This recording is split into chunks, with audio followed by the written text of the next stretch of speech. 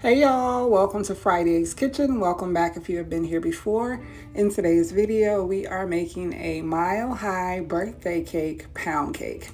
Old Country Kitchenware was kind enough to send over one of their square pans, so we're going to give that a try today. And the recipe is actually one from their website. So if you guys are interested in seeing how I made it, stay tuned. Also, while you're here, I ask that you please take a moment, look down below, consider pressing that subscribe button, join our family, and come back for some more recipes.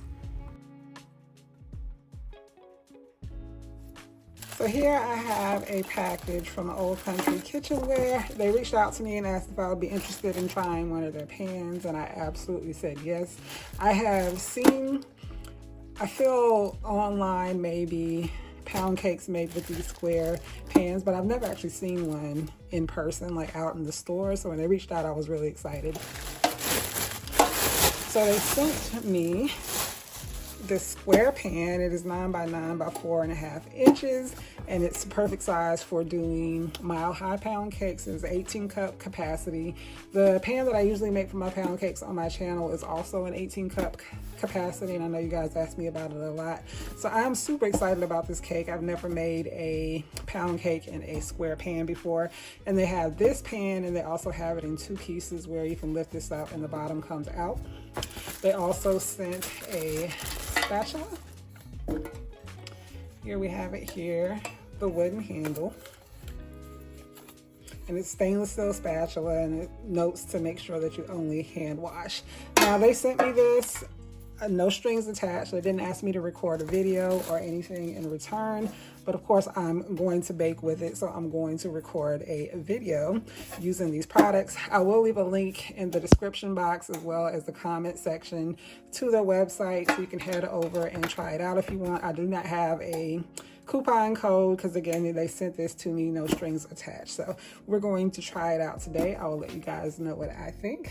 Give me just a second to grab the ingredients. Also, they have a long list of recipes on their website, and the cake that I'm making today is actually a recipe from the website. I believe it's called the Mile High Birthday Cake Pound Cake. It has a lot of sprinkles, kind of reminds you of a funfetti cake. But again, they have a long list of recipes on their website that you can go check out, and I do believe I will be using a lot of them in this pan in the near future, so be sure to stay tuned. If you guys do go to the website and see some recipes that interest you that you would like to see me make, be sure to leave that down below in the comment section. So let me grab the ingredients and we'll be right back. Before we go over the ingredients for the cake I'm going to make, I just wanted to show you guys this really quickly. 18-cup capacity for mile-high pound cakes. Even heating aluminum for highest rise, perfect for pound cakes. It is a family-owned and operated company. Again, I told you guys it's 9 by 9 by 4.5 inches, and it's important to hand wash only with mild soap. Here we have all of the ingredients for the cake. Up first, we have 4.5 cups of cake flour, 1 teaspoon of salt, 1 teaspoon of baking powder, 4 cups of granulated sugar, 8 eggs at room temperature, 4 sticks of unsalted butter at room temperature. We have 2 cups of sour cream at room temperature. Here we have 1 tablespoon of vanilla extract and 1 tablespoon of cake batter flavoring. And here we have 1 10.5 ounce tub of sprinkles. We're going to start by preheating the oven to 300 degrees, and I will leave a link down below in the description box to the website where you can find the full recipe. So we're going to go ahead and get started. In the bowl, I have the 4 sticks of butter. I'm going to turn the mixer on, break that down a bit, and then we're going to go in with the 4 cups of granulated sugar. Once I add the sugar, I'm going to let the mixer run anywhere from 5 to 10 minutes until the mixture becomes nice and fluffy and lightens in color.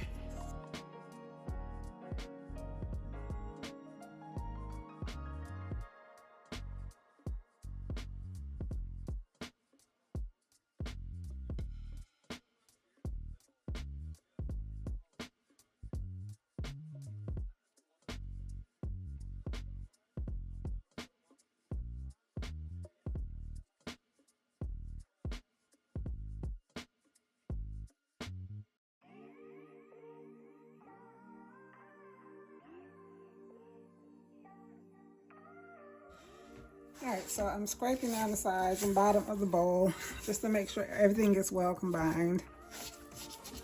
My butter wasn't quite as soft as I wanted to. It is really cold. So it's a little more firm. But I'm gonna turn the mixer back on, add the extracts. Once I add that, I'm gonna go in with the eggs one at a time. Once I add an egg, I like to wait for the yolk to break before adding the next. And at that point, we will go in and gradually add the flour mixture. I will occasionally turn the mixer off to scrape down the sides and bottom of the bowl just to make sure everything gets well combined.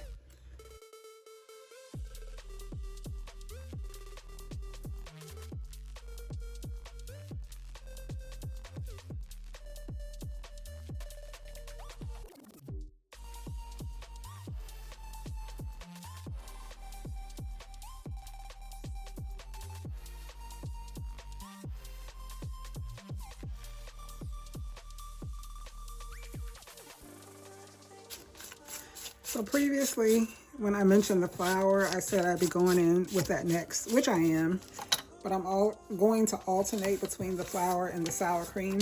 So I'm gonna add about a third of the flour mixture. Then I'll go in with half of the sour cream, then another third of the flour mixture, the rest of the sour cream, and I'll finish with the remainder of the flour mixture. Whenever you're adding moisture, you want to make sure you start with your dry ingredients and end with your dry ingredients. So now we're going to go in with the flour and the sour cream.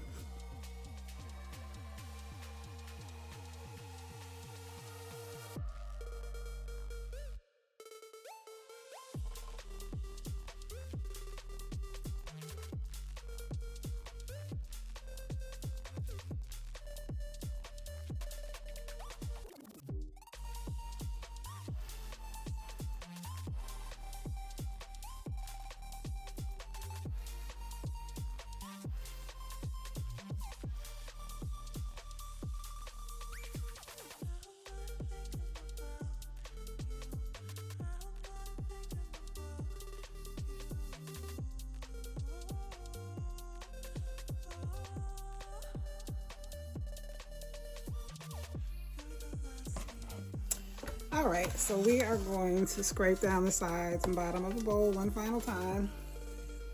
And then I'm going to turn the mixer on a low speed and add the sprinkles. This batter looks so good. Nice and creamy.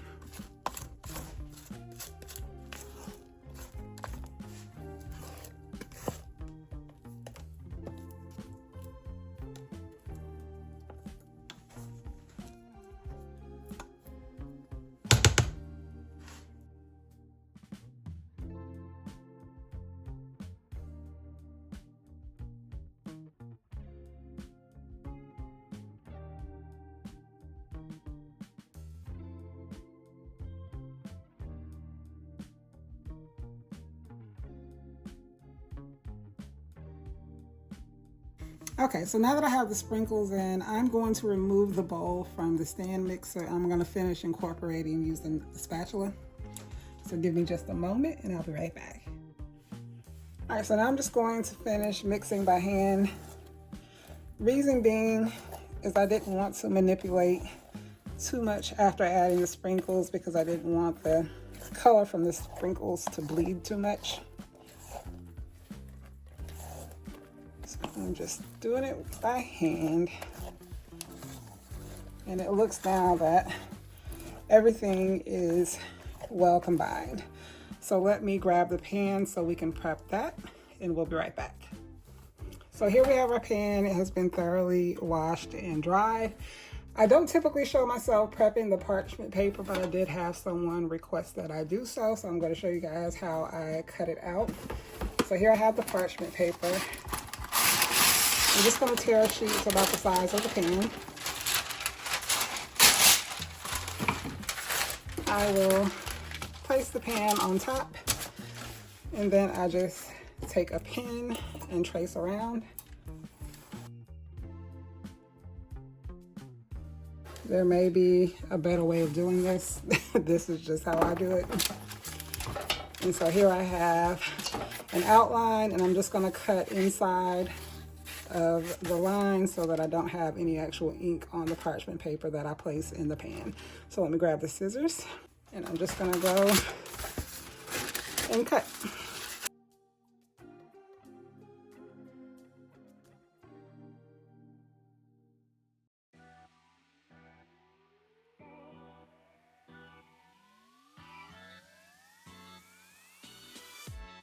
So here I have the parchment paper, and this would be the exact same if I was using a round pan. I would fold it in half, and then I would just cut a half circle. I don't measure, I eyeball it so I can see where the middle is roughly. And then I just cut a half circle. Sorry if you can't see. Doesn't have to be perfect. As you can see, this is not. So I then open it, place it inside, and it's a little snug right here, so I'll just go through and make my half circle cut a little larger.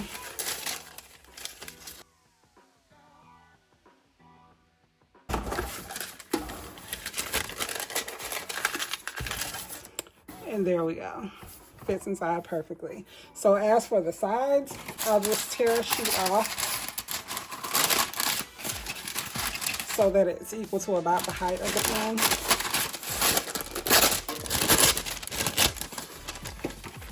And then that just fits right inside. So I'll need about 2 sheets for this pan, same for the round, and I'll just place it on the side. Another piece will go there. And I typically spray the pan a little bit with baking spray, primarily so that the parchment paper will stick to the side of the pan. I just want to make sure that once I place the cake batter in, none creeps behind the parchment paper, or as little as possible anyway. So let me tear another sheet for the other side.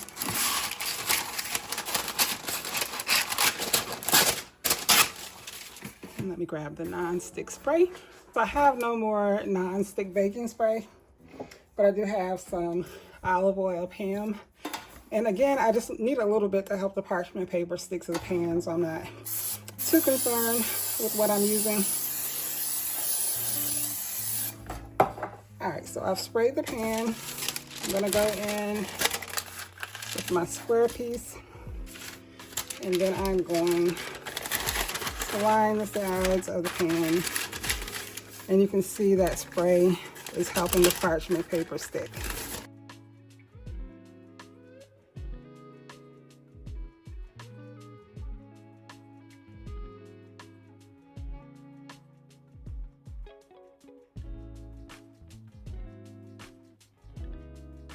And here we have our pan.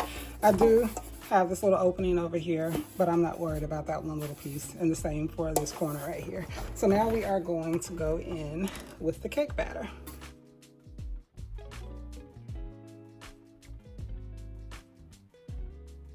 And remember, this pan has an 18-cup capacity. This recipe is far too much for a smaller pan. So please, if you decide to make it, make sure that the pan you're using is large enough.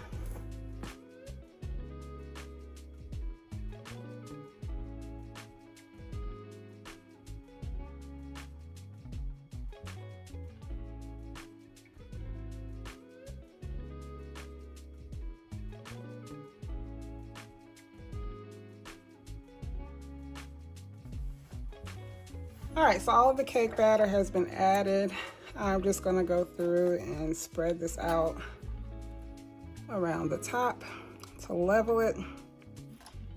Again, the oven has been preheated to 300 degrees, and according to the recipe, this will bake anywhere from 2 hours, 45 minutes to 3 hours, or until a skewer comes out clean. I will keep an eye on it. As always, I'll let you guys know exactly how long it takes in my oven, but do know it may vary from oven to oven. So yeah, I'm about to put this in the oven. When I remove it, I'll let you guys know how long it takes. And in the next clip, we're gonna go ahead and get started on the icing. So now we're gonna make the glaze for the cake. Here I have 2 cups of powdered sugar. To this, I'm gonna add a splash of vanilla extract. And then I'm going to add enough heavy whipping cream to reach my desired consistency. I don't want this too thick or too loose, just kind of in the middle. So I'm gonna add some, mix, and if I need to add more, I will do so gradually.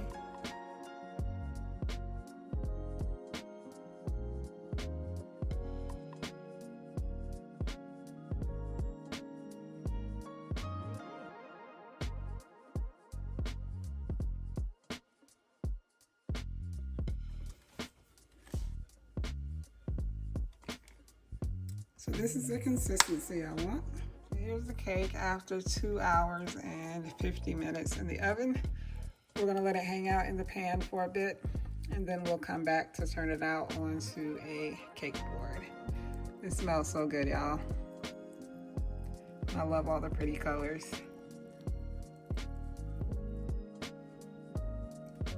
So here's the cake after I removed it from the pan.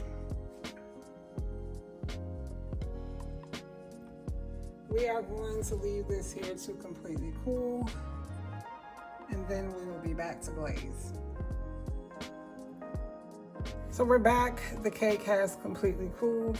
So now I'm going to go in with the glaze that we made. It's actually more like a cross between a glaze and an icing. It's a little on the thick side, but that's how I want it. So we're just gonna spread some of this on top.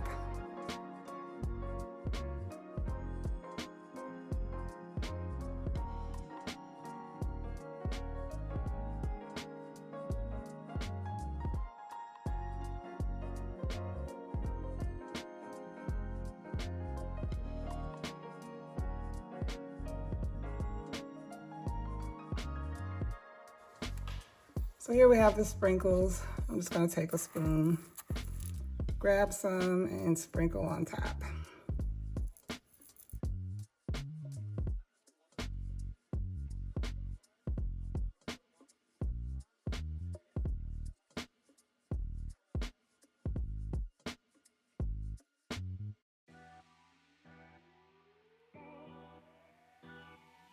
All right, y'all, so the cake is done. Give me just a second. I'll bring you in for a closer shot, and then we're gonna cut the cake so you can see what the inside looks like. We've made it to the end of the video. Here we have the finished product, Mile High birthday cake, a pound cake. I hope you guys have enjoyed today's video. If you have any questions about anything I've done, leave them down below in the comment section. Once again, I'd like to thank Old Country Kitchenware for sending me this cake pan. I absolutely love it. I have 0 complaints about it. So I would highly recommend you guys give it a try. And I also really enjoyed the cake, super moist. And I just love all the colors that come through from the sprinkles. And again, I would highly recommend you guys check out the website, not only for the pans, but also for the recipes. While you guys are here, I ask that you take a moment. Please look down below, consider pressing that subscribe button, join our family, come back for some more recipes. If you enjoyed today's video, don't forget to hit that like button before you leave. As always, I thank you guys so much for tuning in, and I will see you in the next video.